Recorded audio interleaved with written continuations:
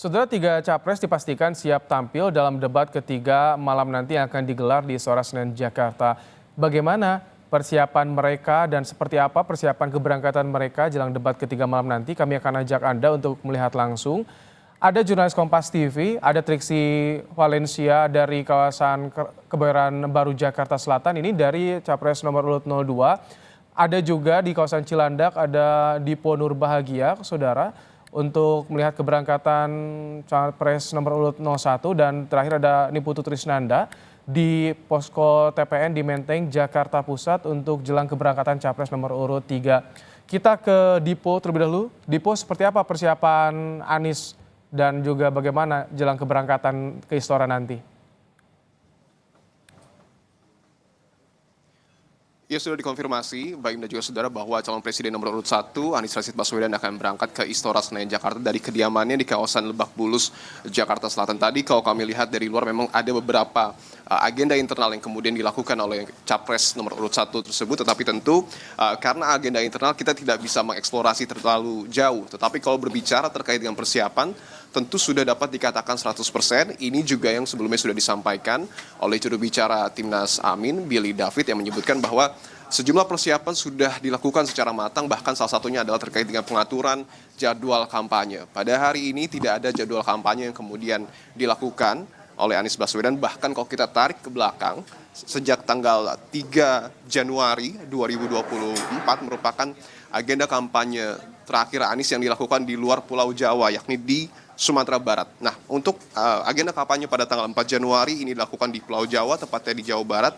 Tanggal 5 Januari agenda kampanye ini dilakukan di Jakarta. Dan tanggal 6 nampaknya adalah agenda internal untuk memastikan betul-betul melakukan persiapan terkait dengan pelatihan, kemudian juga bagaimana pendalaman materi yang kemudian dilakukan Anies terkait dengan tema debat pada debat Pilpres ketiga ataupun debat Capres jilid kedua. Nah, informasi sementara yang kami dapatkan juga bahwa nanti Anies akan berangkat dari kediamannya menuju ke Istora Senayan, Jakarta pada pukul 5 sore hari. Ada kemungkinan akan bertemu terlebih dahulu dengan cawapresnya Muhaimin Iskandar. Untuk lokasi kita masih harus konfirmasi lebih jauh, tetapi artinya skemanya akan sama seperti debat sebelumnya. Anies dan Muhaimin akan sama-sama datang begitu ke tempat debat pada malam hari nanti, Ibrahim. Baik.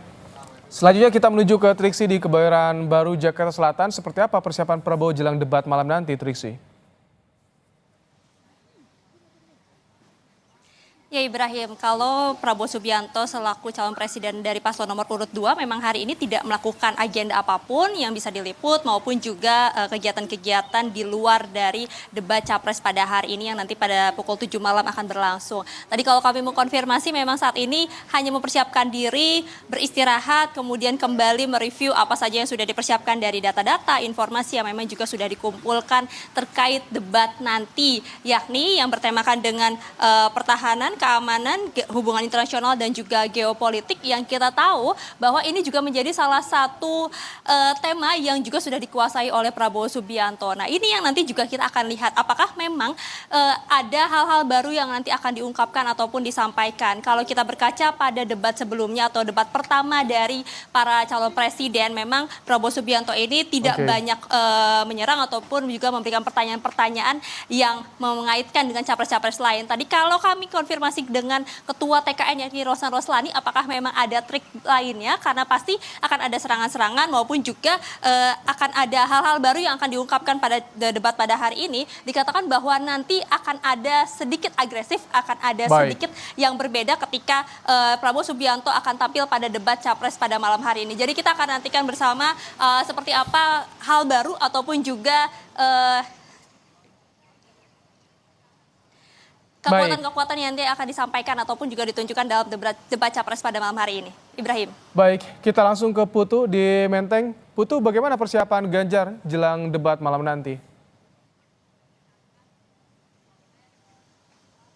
Juga saudara, karena kalau kita bicara soal Ganjar Pranowo sendiri memang tidak dekat atau lekat dengan isu-isu pertahanan, karena sebelum-sebelumnya juga bidang yang kemudian diamini ini berbeda. Tetapi kalau kita lihat bagaimana kemudian tim pemenangan nasional dari Ganjar Pranowo dan juga Mahfud MD ini diisi oleh orang-orang yang memang fokus dalam bidang pertahanan, tentu saja ini sejalan dengan apa yang dituliskan atau dicantumkan dalam visi yang nanti akan disampaikan kemudian juga diperdebatkan pada debat pada malam hari ini. Setidaknya ada 8 visi yang nanti akan jadi tawaran dari Ganjar dan juga pasangan calon Ganjar dan juga Mahfud MD. Pertama ini berkaitan dengan modernisasi alutsista. Bagaimana kemudian kemarin juga sempat disampaikan ada sindiran mengenai pembelian atau pembayaran alutsista yang sebetulnya dananya besar, tetapi barang-barang yang dibeli ini sebetulnya barang bekas.